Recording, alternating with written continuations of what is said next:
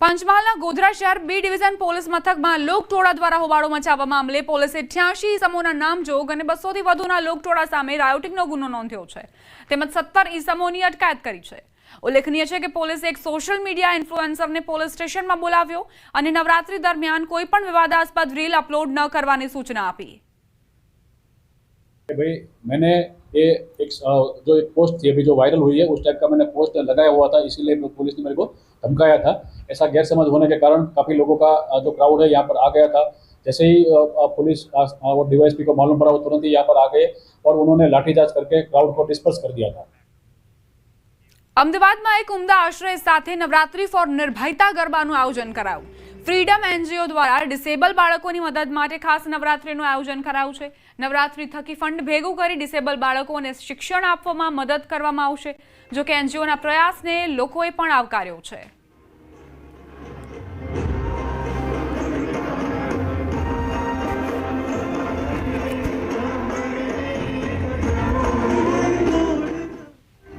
ફ્રીડમની આજે જે નવરાત્રી છે એની થીમ છે નવરાત્રી ફોર નિર્ભયતા।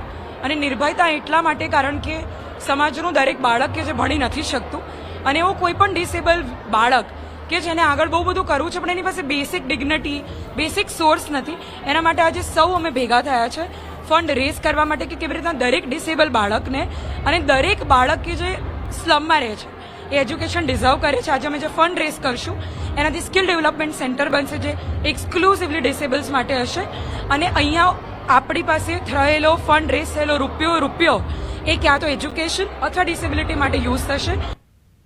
આઝાદ બુલેટિનમાં અત્યારે બસ આટલું જ। વધુ અપડેટ્સ માટે આપ જોતા રહો ન્યૂઝ 18 ગુજરાતી।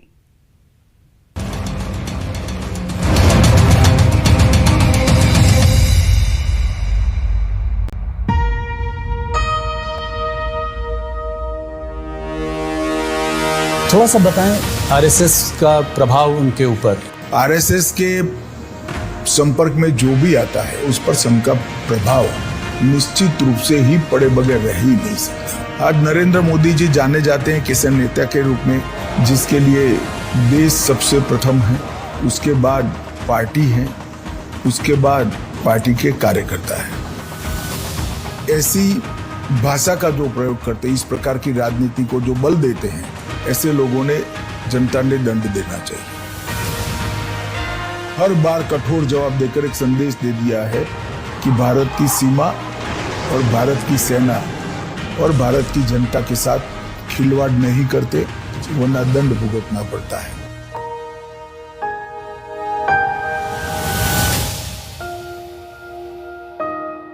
खेलैया જે ડર હતો, જેની ચિંતા હતી, જેને લઈને આગાહી થતી હતી, અંતે તે જ થયું। વડોદરામાં નવરાત્રી પહેલા જ ખેલૈયાઓના ગરબા ગ્રાઉન્ડ પર પાણી ફેરવી દીધું વરસાદે। વડોદરા શહેરમાં સવારથી વરસાદે જમાવટ કરી, શહેરના વિવિધ વિસ્તારમાં ધોધમાર વરસાદ ખાબક્યો। રોડ પર તો પાણી વહેતા થઈ જ ગયા, સાથે સાથે નવરાત્રીના ગ્રાઉન્ડમાં પણ પાણી જોવા મળ્યું। મોટાભાગના ગ્રાઉન્ડ પાણીમાં ડૂબી ગયા। પાણી એવા ભરાયા કે ગ્રાઉન્ડ દેખાતા જ નથી। એક તરફ નવરાત્રીની તૈયારીઓ ચાલી રહી છે, બીજી તરફ ગ્રાઉન્ડમાં પગ ડૂબી જાય એટલા પાણી ભરાતા આયોજકોમાં દોડધામ મચી ગઈ છે। જે પ્રકારે પાણી ભરાયા છે તે મુજબ 2 દિવસમાં ગ્રાઉન્ડ કોરું થાય તેવું લાગતું નથી। પ્રી નવરાત્રી તો થશે જ નહીં। આ તરફ પંચમહાલમાં પણ વરસાદે જતા જમાવટ કરી। ઘોઘંબા, દામવા, પાવાગઢ સહિતના ગામડાઓમાં વરસાદ વરસ્યો। પાવાગઢ ડુંગર પર પણ ધોધમાર વરસાદ ખાબકતા ડુંગરના પગથિયા પરથી પાણી વહેતા થયા। બીજી તરફ વરસાદથી ખેડૂતો અને ગરબા આયોજકોની ચિંતા વધી ગઈ છે। આ તરફ ભરૂચ જિલ્લામાં પણ જામ્યો છે વરસાદી માહોલ। ભરૂચના વાગરામાં ધોધમાર વરસાદ પડ્યો। વરસાદ ખાબકતા ગરબા આયોજકોમાં ચિંતા વધી। આયોજન પર વરસાદી પાણી ફરી વળવાની ચિંતા વધી। ભરૂચ જિલ્લામાં ગાજવીજ સાથે વરસાદ પડતા લોકોને ગરમીથી રાહત મળી। આ તરફ મહેસાણાના ઊંઝામાં પણ ગાજવીજ સાથે વરસાદે રમઝટ બોલાવી। કાળા ડિબાંગ વાદળો બપોર થતા વરસી પડ્યા, જેથી વિવિધ વિસ્તારમાં રોડ પર પાણી ભરાયા હતા। વરસાદથી વાતાવરણમાં ઠંડક પ્રસરી હતી, લોકોને ગરમીમાંથી મળી રાહત।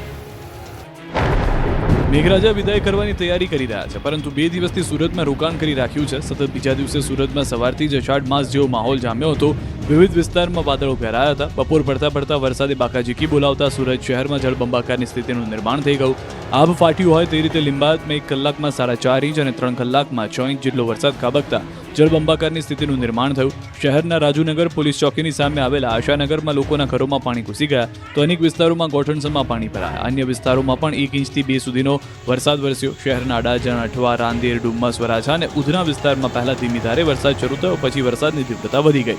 તો સુરતના ડુંબાલ વિસ્તાર બેટમાં ફેરવાયો. ભારે વરસાદ બાદ ગટરિયા પાણી બેક મારતા રોડ પર નદી પસાર થતી હોય તેવા દ્રશ્યો સામે આવ્યા. બીજી તરફ નવરાત્રીને હવે ગણતરીના દિવસો જ બાકી રહ્યા છે, ત્યારે જ સુરત શહેરમાં મેઘરાજાએ દસ્તક દેતા ગરબે ઘૂમવા થનગનતા ખેલૈયાઓની ચિંતા વધી છે. તો હવામાન વિભાગની આગાહી પ્રમાણે મધ્ય ગુજરાતના શહેર ગામડાઓમાં વરસાદ પડ્યો. કરજણ તાલુકા તેમજ ગ્રામ્ય પંથકમાં વરસાદ શરૂ થયો. કરજણ, જૂના બજાર, નવા બજાર, ખાવડ ચોકડી, પાદરા રોડ, આમોદ રોડ સહિત કરજણ શહેર વિસ્તારમાં પણ વરસાદ પડતા રોડ પર પાણી વહેતા થયા. કરજણમાં અત્યાર સુધીમાં સિઝનનો કુલ 39.96 ઇંચ વરસાદ પડી ચૂક્યો છે. અમરેલીના ખાંભા પંથકમાં સૈયદ બફારા બાદ વરસાદ. ખાંભા ગીરના ગામડાઓમાં ગાજવીજ સાથે ધોધમાર વરસાદ. ત્રાકુડા, ભુડાણી, જામકા, વાંગદ્રા, નિંગાળા સહિતના ગામોમાં ધોધમાર વરસાદ. જામકા ગામે ધોધમાર વરસાદના પગલે ગામની શેરીઓમાં નદી માફક પાણી વહેતા થયા. તો મગફળીના પાકને નુકસાનીની ભીતિ. સાવરકુંડલાના ગ્રામ્ય વિસ્તારોમાં બપોર બાદ